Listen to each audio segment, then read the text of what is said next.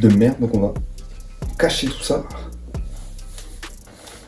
Comme ça on dirait Sebum là. Le handstand, exercice légendaire et emblématique du street workout qui combine une force sur l'ensemble des groupes musculaires, un bon gainage sur les abdos, une résistance ultra solide sur les épaules et les bras, ainsi qu'une excellente proprioception. Quand j'ai découvert le street il y a maintenant environ 3 ans, c'est le premier exo que je voulais apprendre, et à raison c'est le premier exo que je te conseille d'apprendre, même si c'est clairement pas le premier que tu vas maîtriser au vu de sa difficulté. Mais bon, si t'es sur cette vidéo, c'est que t'es là pour l'apprendre, donc crois-moi que t'es plutôt bien parti. Parce que bon, peu importe la raison de ta venue, si t'es là juste pour te bâtir un corps solide, pour te bagarrer dans la rue, dans ton cul, je suis chaud bouillant. Après tout, tu fais ce que tu veux tes après-midi, je suis pas spécialement là pour juger. Si toi, t'as juste envie d'impressionner la galerie en soirée en tapant des petits équilibres devant 2-3 meufs, pareil, tu fais ce que tu veux. Et un petit bidou, ça intéresse pas? Ça dérange pas. Ou si tout simplement t'es un mec assez banal et tu vas apprendre le street avec un exo essentiel de ce sport, bah je vais te l'apprendre. Je suis peut-être pas le meilleur en street workout, mais bon, du moins sur les équilibres, je me débrouille plutôt bien. Alors premièrement, ouais, tu vas en chier. Quelle perte de temps, quelle perte d'énergie. Oui, c'est un exo difficile au début. Oui, il va falloir y passer des heures et des heures à faire des essais de merde, mais c'est comme ça que tu vas finir par y arriver. Faut pas te démotiver dès le début, sinon tu pars perdant. Crois-moi bien que si c'était facile, tu verrais pas toutes ces vidéos de merde sur YouTube, Girl React to Calisthenics. Quelle indignité.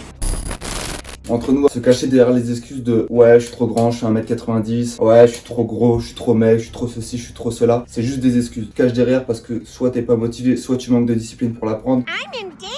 Mais pars pas sur ces bases-là, tout le monde peut y arriver. Pars du principe que, à part si tu fais 250 kg, le headstand c'est un exercice abordable. Et même si tu fais 2 mètres, tu vas finir par y arriver. Et je dis pas ça parce que je suis 1m72. Mais bon, mais oui. Bien sûr que d'avoir une bonne base musculaire, d'être capable d'aligner des pompes, une vingtaine à peu près, de savoir faire des tractions, à peu près 4, 5, 6, c'est pas mal. C'est de toute beauté. Ainsi que des dips, déjà si t'arrives à faire tout ça, t'as une base très solide pour le handstand. Bon, maintenant que je te sens chaud là, t'as fait tes petites pompes, tes petits abdos dans ta chambre, tu t'es bien échauffé les articulations, les poignets, les coudes et les épaules bien évidemment, parce que le moment où t'auras une tendinite au poignet, tu viendras pas chialer. Ok. Bon, maintenant que t'es échauffé, fais tes articulations, que t'as fait tes petites pompes, tes petits abdos, tes petites tractions, t'as à l'apprendre ce handstand.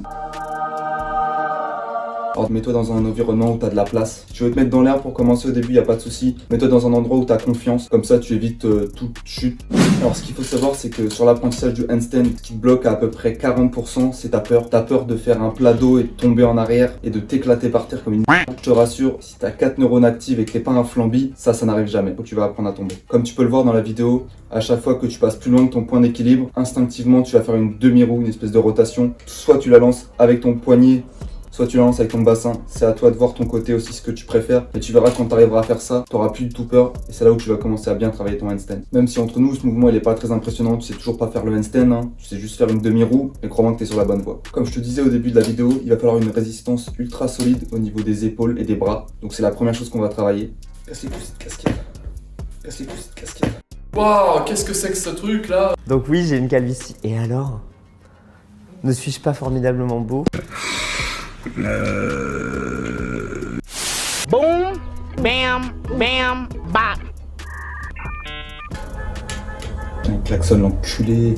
Donc oui, premièrement on va travailler ta force. Alors je doute pas de ta force de titan, t'es peut-être capable d'aligner 70 pompes d'affilée. Les gens en option pour la modique somme de 55 000 €. Mais quand tu travailles le handstand, tu travailles des groupes musculaires que t'as pas forcément l'habitude de travailler sur des pompes classiques. C'est pour ça qu'on va bien travailler les épaules. Dès le début de ton apprentissage du handstand, je te conseille de travailler en parallèle les fameux pipe push-up que tu réaliseras bien évidemment avec une bonne exécution et un dos droit, pas comme tous les pratiquants de CrossFit.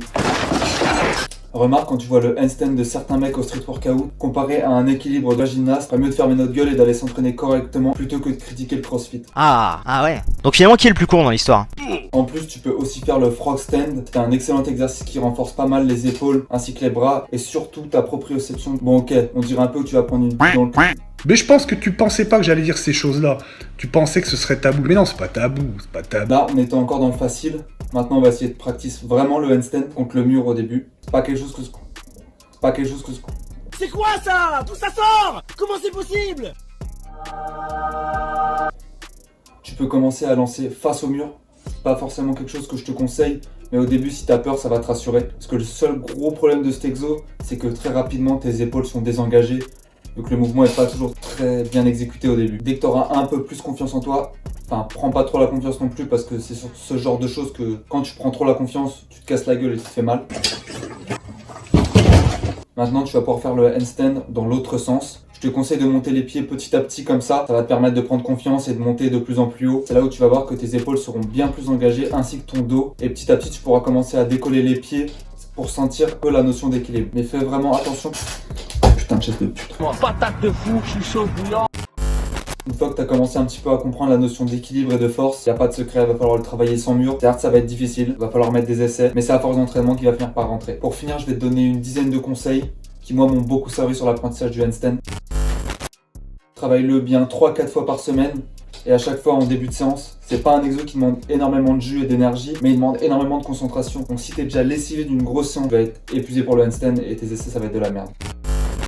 Chaque seconde compte. Sur ton handstand, il faut que tu arrives à battre ton record à chaque fois de peut-être 1 ou 2 secondes, mais c'est ces petites secondes qui vont faire la différence. Les moments où tu es tout rouge comme une tomate, que tu trembles, c'est là où tu te bats pour renforcer tes muscles, et c'est là où ça compte vraiment. Bien sûr, je dis pas que les premières secondes elles comptent pas, mais c'est à force de se renforcer, d'aller un petit peu plus loin que ses limites à chaque fois, tu vas t'améliorer.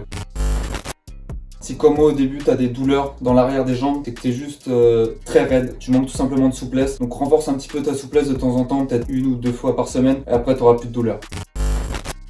Quand tu lances ton handstand, il faut que tu prennes à peu près largeur d'épaule ou un peu plus large, ça dépend, c'est toi qui vois. Ouvre bien tes mains, fais ton grip, c'est tes doigts, donc plus ils sont ouverts, plus ce sera facile. Au début, c'est pas forcément important d'avoir une forme irréprochable, t'as un petit peu le dos en banane, pas ce qu'il y a de plus grave, du moment que tu arrives à tenir et que tu te fais pas mal dans le bas du dos, c'est ok. Bosse ta force et ton équilibre en parallèle, faut absolument que tu fasses les deux. N'essaie pas de compenser avec que de la force ou que de l'équilibre, parce qu'au bout d'un moment tu vas être bloqué dans ton apprentissage. Parle en connaissance de cause.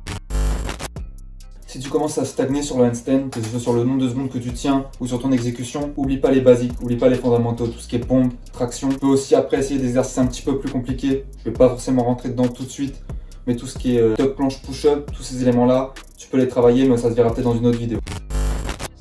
Remets-toi en question de temps en temps. Peut-être que tu as l'impression que ton handstand il est parfait, avec une exécution parfaite, mais filme-toi, tu auras un meilleur avis sur toi-même et peut-être que tu auras des choses à améliorer. Et pour finir, fais des exos que tu aimes, fais quelque chose qui te fait kiffer. Si tu vas, mais que ça te fait chier d'aller à l'entraînement, tu vas pas progresser. Voilà, je pense que la vidéo est terminée. Lâche le petit like parce que j'ai quand même passé 15 heures sur le montage. Non.